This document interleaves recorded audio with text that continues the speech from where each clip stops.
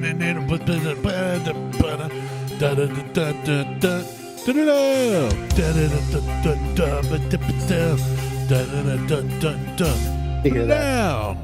the Popcorn Podcast. I'm Martelle. We're at the Mac Shack. Randy's on his way. Michael's here. In honor of Randy, we didn't record the first 10 minutes. Yeah, we just fucked up the first 10 minutes again.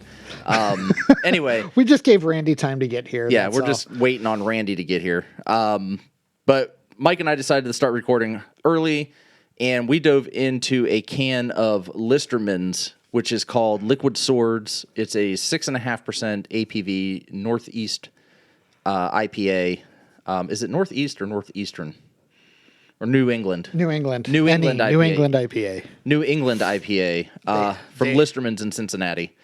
And it's a wielding Mosaic and Amarillo hops. Our beer samurais attack this brew with tons of flavor. Aromas of pineapple, mango, and citrus impact the palate like a roundhouse kick from a black belt. Protect your neck. Choose the sword. This is good. We said what didn't get recorded is, hey, this has a lot of pineapple and it's very citrusy and it's good. A lot of tropical fruit. A lot of tropical fruit. Very drinkable and highly recommended to, if you see it, go out and get it. The only reason I picked it up is because I'm a fan of the Genius, the GZA from Wu-Tang Clan, and it is literally the cover of his album with a hops for the face on a checkerboard. So I like it. Hey, Michael, did you go to the gym? No, I haven't gone to the gym. I got back problems. Okay, so I did CrossFit Open, and Part A was the burpees and the shuttle sprint, the burpee pull-ups and shuttle sprints. Part B was the thruster. So you have to go into the thruster after, like immediately. So it's like 15 minutes of all this cardio, running back and forth, and just doing, burpee pull-up, burpee pull-up, burpee pull-up, adding 5 every time. It's awful. It's like you're going pure cardio right into weightlifting. Cardio. Yeah, right. Well, it's just a 1 rep. So you just do one, boom, put more weight on, do another one, and just try to get as heavy as you can in a 5-minute period. Okay, I was going to ask if it was a 1 rep, like, here, shoot your shot, or if you could build. You could build up, and you start with a bar preloaded. So you basically pick a weight, start with a preloaded. Oh, man, that's a tough decision, too. Because after that workout, it's like, okay, if I can do a 185 thruster, no problem. Do I start with 185 or do I go lower because I know I'm going to be toast? Well, that's what I did. Okay, that's always my strategy. I mean, I would consider myself a veteran of CrossFit at this point. I've been doing it for 11 years. So we did a warm up. We did a thruster warm up. Like, build up to what you think you want to start with for the workout. That's what Brandon says. Like, build up to what you want to work out, what you want to start with, that you can get maybe 80 to 90% of your 1 rep max. Start with that. So I did. I built up to that. I'm like, ooh, this is heavy. This feels awful. My problem is I'm used to doing like 225. Like, my 1 rep max 2 years ago, before like all my shoulder surgeries and shit, was like 225. So it's fairly recent. I'm like, oh, I'm not going to hit 225. I know that. So I start at like 95. I go 115, 135. I get up to like 165. I'm like, that was fucking brutal. That's awful. It was awful. It was heavy. I mean, 165 is no joke. It was heavy. So I did it. Well, then I backed down 10 pounds and started at 155. So that was my strategy. Go to this point, back down, and then see how I feel. So I did the 155 after the workout. And I also took like a minute, because you go right from cardio, 5-minute clock starts. Immediately. There's no rest. So I took a minute and kind of rested, did the 155, and I had the 45-pound plates on and the 210s, and I just, Russ was there, and I looked down and I'm like, should I go for it? He's like, what? I'm like, just fuck it, 185. Just fucking go for it. And he's like, yeah, do it. Of course, Russ is very encouraging. Yeah. So I did it, and I hit it, and I'm like, fuck it, I'm done. Well, I looked at the clock. There was still like a minute and a half left, and I'm like, 10 more pounds. 5 more pounds. Grab some 2.5s, throw them on there. Hit 190, like waited until like there was about 20 seconds left just to give me enough time. Just like, yeah. Stood up, grabbed the bar, let go of the bar, and went, I don't need to reset. I hit my 190 at time. Perfect. It was That's all that matters. I'm done. I'm That's good. count. It counts. I'm good. So, and the reason I say all that is because from my shoulder surgery on my left-hand side, my left shoulder, 3 months after, I was at 195 going overhead. Okay, so within 4 months, I was right back to within 90% of having shoulder issues after surgery. So being able to just go like 205. So I was real close. So right shoulder, I'm 4 months out, and I just went 190 overhead on a torn labrum, torn rotator cuff, separated labrum, and my labrum was folding under the bicep tendon on my right side. Jesus. Right. On my right side, and just put up 190 to be within like 92% of, or 87% of where I was prior to surgery.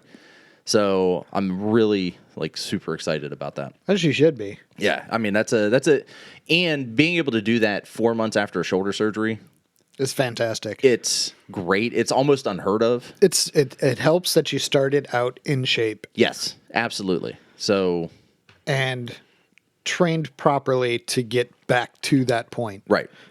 And I still have a long way to go. Like I'm still having some left shoulder like residual pain. I'm having some right shoulder residual pain. So I'm looking forward to basically what 2023 is going to bring. And I'm not trying to get stupid like I used to. Like the days older. of 450 pound deadlifts and 400 pound back squats, those days are gone.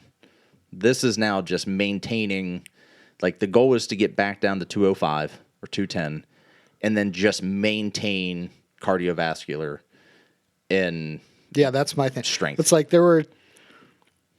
my goal is to just be healthier. Yeah. Like I don't need to lift the heavy things. I do that. The biggest thing that CrossFit has helped me with is proper lifting, proper body movement, which is something that I've applied at work. Oh, yeah. So even not being back to the gym for pretty much the entirety of COVID, and I don't have the amount of weights that I did to do heavy stuff like I do at the gym in my garage, when I started lifting heavy again, doing deadlifts and sumo deadlifts, I got right back to where I was really quick. Oh, yeah. The body remembers. Like, it's quick. And the nature of the work that I do. You're lifting stuff all day. I mean, you're lifting and moving, and I mean, working in. Yeah, I'm putting. On an average day, I do 15,000 steps at work. See, I wish I was hitting that. I'm usually like 5,000. I need to up that. Yeah, and so I'm walking miles and miles and miles a day. I don't sit down. Like the longest I sit down is either when I get home from work or when I do the podcast. Usually I'm standing. Oh, yeah. Even when I'm at home, I tend to stand.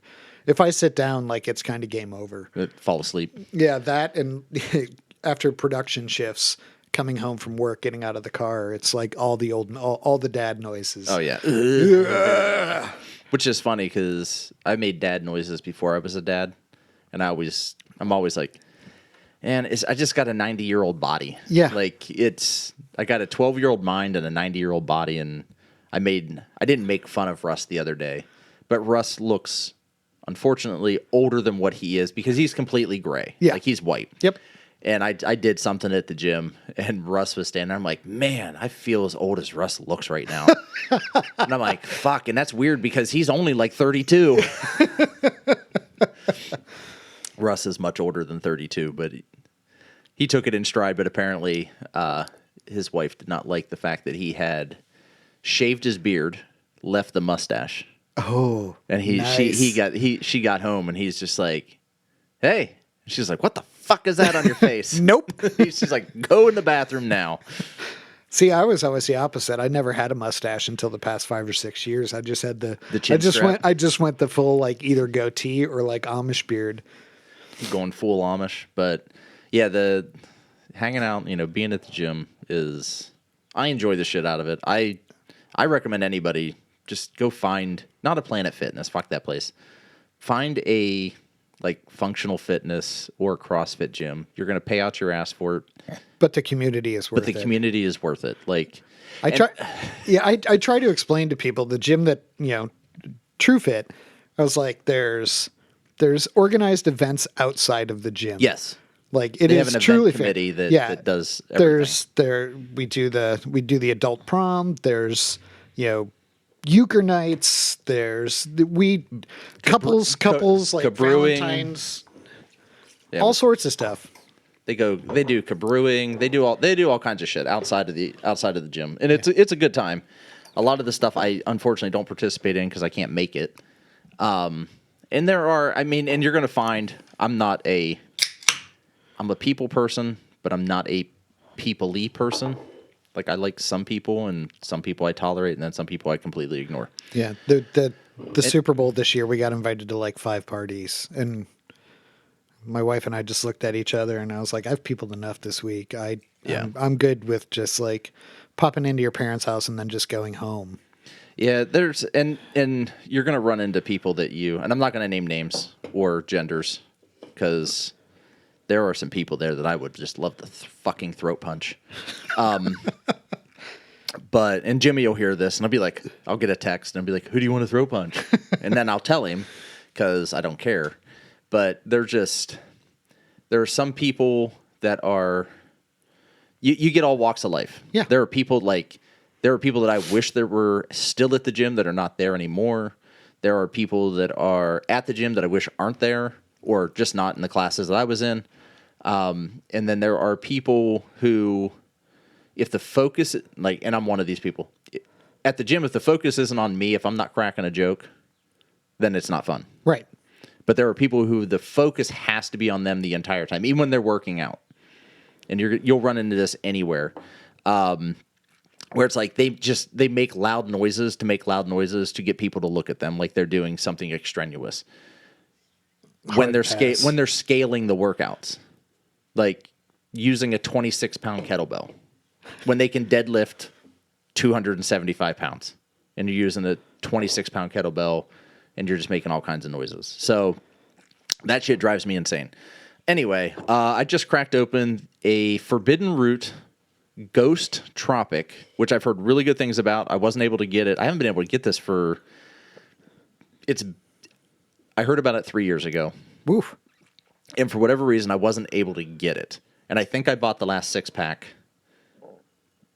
at Ameristop this morning. It smells delicious. So this is the Tropic Ghost got himself turned around. He took a right at the Mississippi from the Gulf of Mexico and wound up in the Great Lakes until he found that he liked whatever.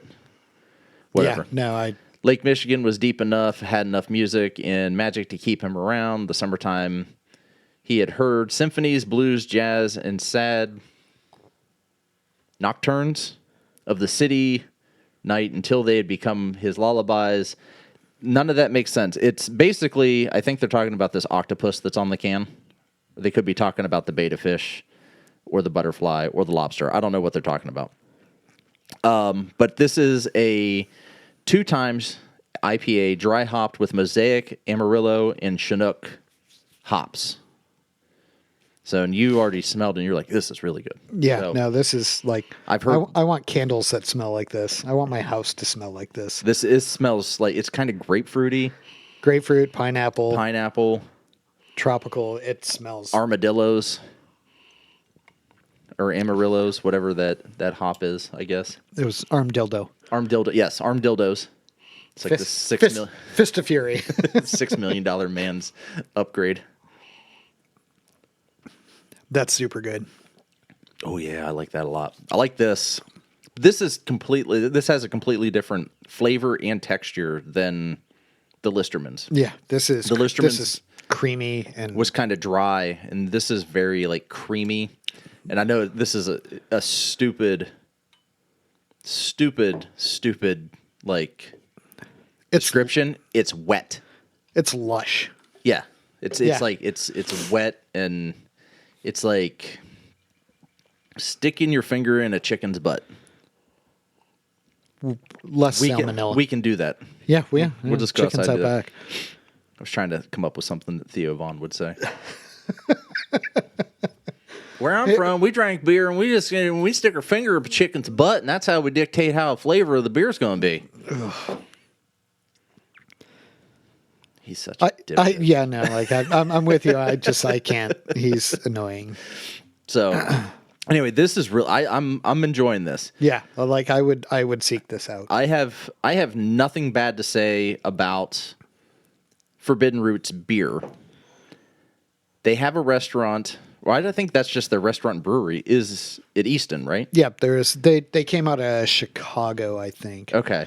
So they're out of Chicago, but the restaurant, you've said you've had great experiences. I've had good experiences there. I wouldn't say great, but I'd say good. Good enough that I've gone back and will go back. See, I've been there 3 times, and I usually give a place 3 times before I will just I'm done.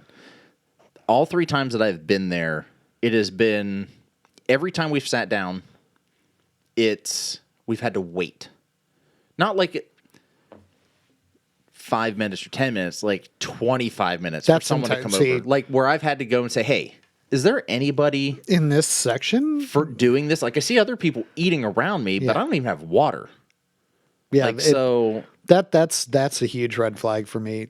I worked in bars and restaurants for 15, 16 years. That's how I cut my teeth. Yeah. And that's not okay. Even if you just stop and touch the table and be like, hey, I'm real busy. I'll be right with you. Just give me a second. That's all you need. That's what most people need is acknowledgement that you know that they're there. When you sit at a table and nobody sees you and you feel that's not okay. No, I prefer and that's good. To me, that's a start.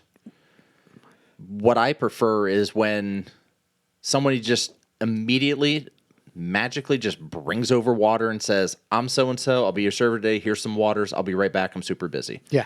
That's what I like. That's fine. That's fine. That's perfect. I agree with that. I 100% agree with that, but an effort needs to be made. An effort needs to be made. Well, all 3 times I've been there, that has never happened. I've had to wait, 25 minutes was the longest I had to wait. That's unacceptable. 10 minutes is unacceptable, and that is literally, I think, the shortest time that I've had to wait. And all 3 times I've been there, I've had to go chase somebody down. Hey, just send anybody, send the busboy over. Some water. Can we at least get water? I just want some water. Why didn't I get up and leave? Because I was hungry. And it's Easton, so Easton. You have a table. Everything's busy at Easton. If you have a table, that's a great start. Yeah, and it's Easton in the summertime is ridiculous. It doesn't matter when you go, unless it's early morning. It's always busy. You also go to Cooper's Hawk for the wine tastings. Mm-hmm. If we decide to go eat, while we're doing the wine tasting or as we're waiting to find a spot to go to the tasting, and we know we're going to eat, I'm on the Easton app, looking, can I get a reservation here? Can I get a reservation here? Can I get a reservation here? We do the same thing. Or else I go to Taco Bell. Yeah. Or we go someplace that's not typically as busy, we have no problem sitting at the bar because you get better service at the bar. Oh, yeah. Generally. Well, and there's a stigmata about sitting and eating at a bar that we don't have. I don't have that. I will sit and eat at a bar. I have no issues, no qualms about doing that. When we went to New Orleans, it was the same thing as do you have a reservation? No, but I see there's seats at the bar. Oh yeah, go right ahead. There are people who are waiting an hour and a half, and I walk right in and go sit down and eat. I will sit at the bar if it's Liz and I will sit in the bar area because usually no one will take those seats either. Yeah, at Cooper's Hawk anywhere. Yep. Kids are with me. Can we get a? Can we go over? Yeah, great. In the bar seat. Yep. Oh yeah, it's first come first serve. Nice See save. That catch? Nice save. That's a problem I have. Yeah, same. I just said I had a MacBook for years and years, and it's like 20 years old, and so it just doesn't work the way it did. So I bought a Chromebook for like $60 and spilled a beer on it like 2 weeks ago. God damn it. So the entire like bottom row of keys doesn't work. So I had to get a wireless. I basically had to just buy a new. $60. That's kind of like going. It's right. It's a throwaway. Like it lasted me like 4 years, and I'm like, I've spent $60 on worse things this week. So I bought like a refurbished Lenovo laptop that I'm breaking in right now. Check out Woot for stuff like that. That's where I got it. That's where I got it. Because I bought the girls a laptop from Woot, and it was just like this shitty IBM. Like, I'm like, they just need something that they can get online, type up paper, check emails, school emails. That's it. They're not gaming. I'm not gaming on this. Well, they tried. Yeah, they do. They're playing. They're both into Roblox. So they're like, oh, we're going to play Roblox, blah, blah, blah, blah, blah. And I'm like, oh, this is so laggy. They're like, it's so slow. I'm like, it's not a gaming laptop. No. It is literally a write a report laptop. Like, you're lucky it gets online laptop. Well, this summer, or this Christmas, because I felt like Lexi needed something a little bit more robust, I bought her an MSI gaming laptop. Nice. And I didn't spend like a ton of money on it. You can get good gaming laptops relatively cheap, but it met what I felt was the need for her. The basic requirements that she needed. Yeah. So purchased it. Cool. She sits up there and watches fucking YouTube videos on it. Son of a bitch. I'm like, God damn it. Yeah, like or she plays Roblox on it. I was about to say 2 years ago, my son wanted a computer. Not a laptop, he wanted a computer, and he wanted to build it. That's awesome. So he was like, here's the components I want. Here's what I would like. And so over the course of like Christmas and birthdays, we either got him like gift certificates or we bought components for him. Yeah. Like I got a super sweet tower. We got, like industrial fans and like. That's awesome. And so he has since like slowly upgraded features of that. And that's what he's going into in college is like computer information technology. And I'm like, yeah, you built your own laptop and you're taking programming courses at the high school. I'm like, my wife and I have always joked that he's going to have a job that doesn't exist yet. Probably, yeah. I mean, it's possible. I mean, I have a job that didn't exist when I was in school, so 100%. And I didn't go to school for it. Yeah, I was about to say both of my kids are going to RAT next year, the Rochester Institute of Technology. When we toured the campus. And their computer technology school is crazy. They do offshoot work with the government to track incoming cyber attacks. They have a huge 50-foot screen that shows worldwide all the cyber attacks that are incoming and outgoing. Jesus. It's the craziest shit ever. And so they have in the upper echelon of the classes when you're learning to do like the cybersecurity stuff. They have a classroom that will simulate cyber attacks. And when is the most likely time for a cyber attack is during times of national emergency or crisis. So they have rooms that will shake to simulate like an earthquake or something. The power will go out and emergency lights will come on. And then like the temperatures will fluctuate. Damn. And I'm like, that's hardcore. And that's the coolest shit I've ever seen. That's awesome. Randy! Hey, Randy decided to show up. How you doing, sir? You're here. He's here. He looks happy. Less than. He looks super salty. Recording? Yeah. Yeah. Later then. All right. Okay. Well, hop on in. I was about to say, we can wrap up quick. There's not much. You saw that too. Yeah, okay. Yeah, it's just a tiny little bug. Little flying insect. A little thing. It was the thing.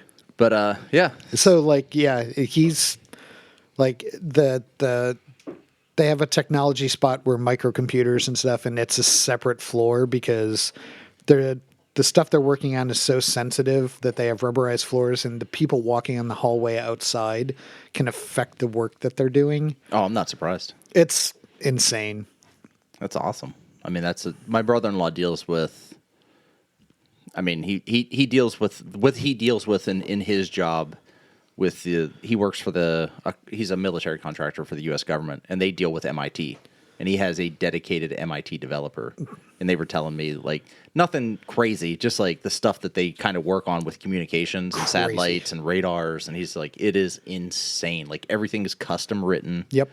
And it's like the command center that they're at, it's like huge, like 80-inch TVs everywhere, just everything coming in, flights. It's like radars. War games. Yeah, yeah, like 1984 War Games with Matthew Broderick. It's crazy just how much shit that they do. But all right, well, this episode, we're like 24 minutes in. We can just use this as a bonus episode. Yeah, we could do this as Friday. So this is gonna be a Friday episode for sure. Anyway, check us out on Instagram, Facebook, and Twitter. Google, Tweetstagram. Randy's here for that, or I put it in. Either way, doesn't matter. Definitely check out the Forbidden Root Ghost Tropic. Fantastic. If you can get that, I would say try to get it on tap. If you can go to there, just get a growler of it and leave. Don't eat there because you'll wait forever for food. In just basic service. If you're me, and if you're me, if you're Mike, then I get decent service. The food's excellent. The food's really good. There's no issues with the food. If you can find the Listermans Liquid Swords 2.0. Wu-Tang is for the children. Wu-Tang is for the children. Pick one of those up as well, because it's different and it's also really good. So, hey, that's it. That's it. This Friday show. For Mike, I'm Martelle. We're out. Bye.